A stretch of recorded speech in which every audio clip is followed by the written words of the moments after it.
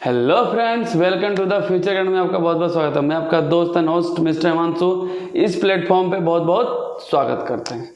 उम्मीद करता है आप अच्छे से होंगे, प्रिपरेशन कर रहे होंगे। आपके प्रिपरेशन को और ज़्यादा तड़का लगाने के लिए मैं लेके आया हूँ NCERT AP के एग्जाम्पल्स, जो 5.1 के पहले वाले एग्जाम्पल सब करा दिए गए हैं। अब ये एग्जाम्पल जो है 5.2 के पहले वाले सारे एग्जाम्पल्स हैं। तो चलिए यहाँ पे शुरुआत करते हैं, हम लोग एक एक करके समझेंगे। तो यहाँ पे लिखा है एग्जाम्पल नंबर 4, तो लिखा है which term of the AP 21, 18, 15 ... is -81। तो मतलब बोल रहा है कि ये टर्म तो AP में है, लेकिन इसमें से बताना है कि कौन सा टर्म -81 होगा और साथ में जीरो जो है कोई टर्म का हिस्सा होगा। तो सबसे पहले हम यहाँ से इस AP से सबसे पहले हम A1 निकालने की कोशिश करते हैं। A1 हो गया 21, A2 हो गया बाबू कितना 18, तो D का वैल्यू कितना हो जाएगा A2 minus A1 equal to हो जाएगा आपका 18 माइनस 21 इक्वल टू हो गया -3। तो जो लास्ट टर्म है ये -81, कोई भी टर्म होगा तो हम उसको मान लेते हैं लास्ट टर्म, और लास्ट टर्म को मानते हैं AN। तो AN इक्वल हो गया -81। तो हम आपको फॉर्मूला बताए थे AN equal to A plus N-1 into D। इस फॉर्मूला को क्या करना है, सारे वैल्यू को पुट करना है। तो AN का वैल्यू कितना हो गया -81, A1 का वैल्यू कितना है 21, और N का टर्म पता नहीं हमको ये कौन सा टर्म निकालना है, तो N-1, और D का वैल्यू जस्ट निकाले -3। तो माइनस को कोशिश करना ब्रैकेट में रखने का, ताकि आपको साइन में दिक्कत ना हो। तो -81 इधर हो गया 21, इसको इससे मल्टीप्लाई करें तो -3n, -1 -3 +3। सॉल्व करेंगे तो हो जाएगा -81, 21 में 3 ऐड हो जाएगा तो हो जाएगा 24 -3n। ये हो गया आपका -81, ये प्लस वाला इधर आएगा तो -24 इक्वल टू -3n। तो ये हो जाएगा आपका 4 और 1 5, 8 2 हो गया 10, 105 इक्वल टू -3n। तो n इक्वल टू हो जाएगा 105 बाय -3। यहाँ तो आप लोग समझ गए होंगे। अब इसको क्या करना, माइनस माइनस कट जाएगा, 3 से कट जाएगी, 3 3 जा 9, 3 5 जा 15। तो इस तरफ देख रहे हैं कि n का वैल्यू कितना आ गया 35। अगर ये परफेक्ट नंबर में आया दैट मीन्स -81 हमारा क्या होगा 35 टर्म का वैल्यू होगा। अगर ये फ्रैक्शन में आता, तो कोई भी टर्म नंबरिंग करते हैं तो फ्रैक्शन में आता है।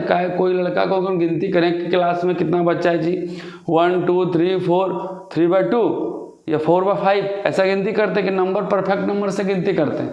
तो अगर वो परफेक्ट कट के एक वैल्यू आता है रेशनल नंबर बोलते हैं, परफेक्ट होल नंबर जिसे नेचुरल नंबर 1 2 3 4 5 6, ना होल नंबर आएगा ना रेशनल नंबर आएगा। परफेक्ट नंबर आना चाहिए कौन, तो नेचुरल नंबर 1 2 3 4 5 6 ... परफेक्ट में आएगा तब वो क्या कहलाएगा आपका टर्म होगा। अगर वो फ्रैक्शन में आता मतलब रेशनल नंबर p/q के रूप में, तो वो टर्म नहीं होगा, क्योंकि टर्म को गिनती करते हैं तो वो गिनती 1 2 3 4 के टाइप में आता है। अब यहाँ से सेकंड एक तो पता चल गया ये -81 किसका मान है, तो यहाँ लिख देंगे hence -81 is the 35th term of AP। ये AP का कौन सा टर्म होगा 35th टर्म। सेम इसी तरह से यहाँ से हम निकालेंगे जीरो को, तो फिर वही formula AN equal to A plus N-1 into D। क्या जीरो भी इसका भाग है, तो जीरो को रख दिया n के जगह पर, A का मान 21, N-1 और D का वैल्यू हो गया -3। तो फिर से जीरो का जीरो 21 मल्टीप्लाई करेंगे तो -3n, और ये हो जाएगा +3। इस तरह ये -3 इधर है तो +3 हो जाएगा n, और इक्वल टू 21 और 3 24। तो n का वैल्यू कितना हो जाएगा 24/3, ये भी कट के कितना आ गया 8, इसलिए n इक्वल टू 8। तो लिखेंगे hence 0 is the 8th term of AP। मतलब 0 8वां टर्म होगा और -81 आपका 35th टर्म होगा। इस तरह ये क्वेश्चन एग्जाम्पल नंबर 4 कंप्लीट होते हैं। चलते एग्जाम्पल नंबर 5 पे। ये बाबू आपका है एग्जाम्पल नंबर 5। देखिए यहाँ पे लिखा हुआ है डिटरमाइन AP, हमको निकालना है AP। तो AP निकालने के लिए क्या करेंगे बाबू? तो AP निकालने के लिए A1 A2 A3 A4 कम से कम 2-3 टर्म निकालना पड़ेगा। लेकिन क्वेश्चन में दिया हुआ है third term is 5 and 7 term is 9। तो यहाँ लिखिए थर्ड टर्म मतलब A3 इक्वल टू दिया हुआ आपका 5th और सेकेंड में A7 इक्वल टू दिया आपका 9। तो यहाँ पे वैल्यू पुट करते हैं an इक्वल टू, तो A3 है तो an के टर्म में पुट करेंगे तो an का वैल्यू क्या होता है A1 plus n minus n की जगह पर 3 है तो 3 माइनस 1 d इक्वल टू 5। तो इसको हम लिख सकते हैं a plus 2d equal to 5। इसको इक्वेशन फर्स्ट करके छोड़ दीजिए। उसी तरह इसको लिखेंगे a प्लस n माइनस 1 तो 7 minus 1 into D equal to 9। इसको लिख सकते हैं a plus 6d equal to 9। इसको लिख सकते हैं इक्वेशन सेकेंड। तो इक्वेशन फर्स्ट एंड सेकेंड से या फिर इक्वेशन फर्स्ट में सेकेंड को माइनस कर दीजिए या कॉलम तरीका से लिख के इसको सॉल्व कर दीजिए। a plus 2d equal to 5 हो गया और यहाँ हो जाएगा a plus 6d equal to 9 हो गया। तो यहाँ पे साइन चेंज करेंगे तो साइन चेंज करेंगे प्लस है तो माइनस, प्लस है तो माइनस, माइनस प्लस है तो माइनस। यहाँ पर देखिए ये कट गया, कटने के बाद जो वैल्यू आएगा मेरा वो 9 माइनस में प्लस 5 तो हो जाएगा आपका -4। माइनस 6d में 2d जाएगा तो -4d। इस तरह d का वैल्यू कितना निकल गया -4/-4। काटने के बाद क्या करेंगे वैल्यू 1। इस तरह d का वैल्यू कितना निकल गया, d का वैल्यू हो गया आपका 1। हम बाबू यहाँ काटने के लिए अलग कलर यूज कर रहे हैं। एग्जाम में जाके लाल पीला ब्लू में मत कीजिएगा ना तो बस नंबर कटेगा। आगे देखिए सेकंड नंबर, ये तो हो गया d का वैल्यू। अब मान put d equal to 1 in equation first या सेकेंड। मतलब d का मान या तो फर्स्ट में या तो सेकेंड में किसी में भी पुट कर दीजिएगा, a का वैल्यू निकल जाएगा।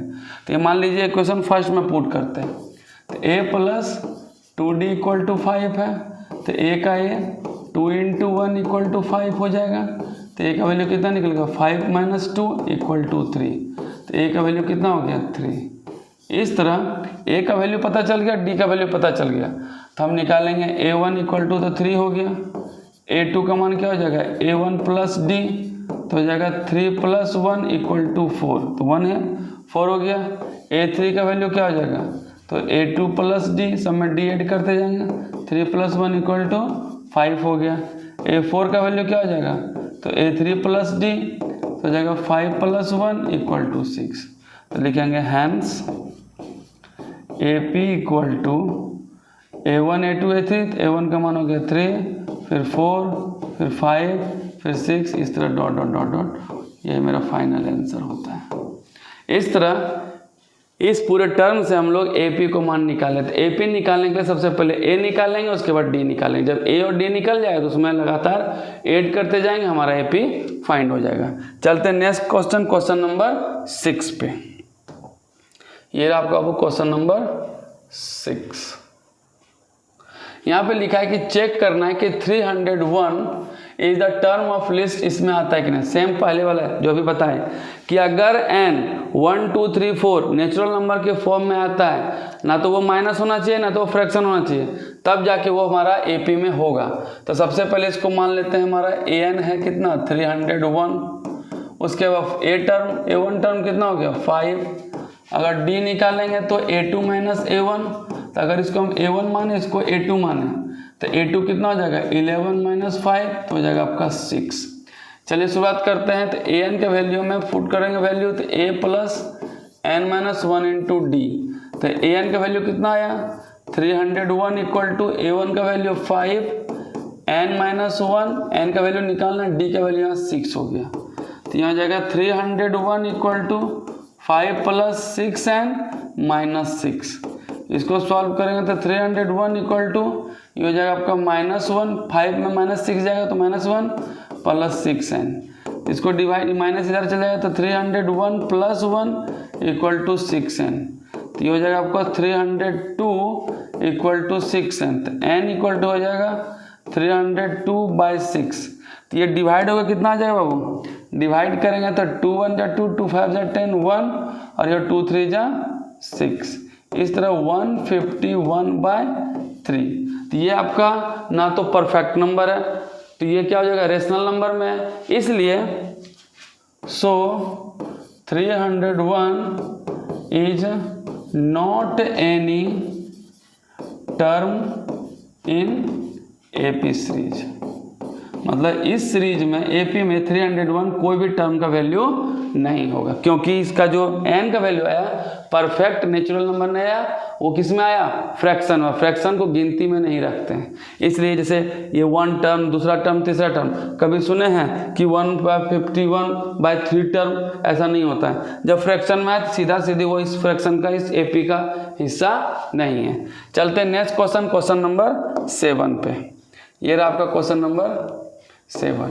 ये लास्ट क्वेश्चन था, वीडियो लंबा हो जाएगा, तो मिलते हैं नए वीडियो के साथ। मन से पढ़िए, खुश रहिए और मज़े कीजिए। चलते हैं।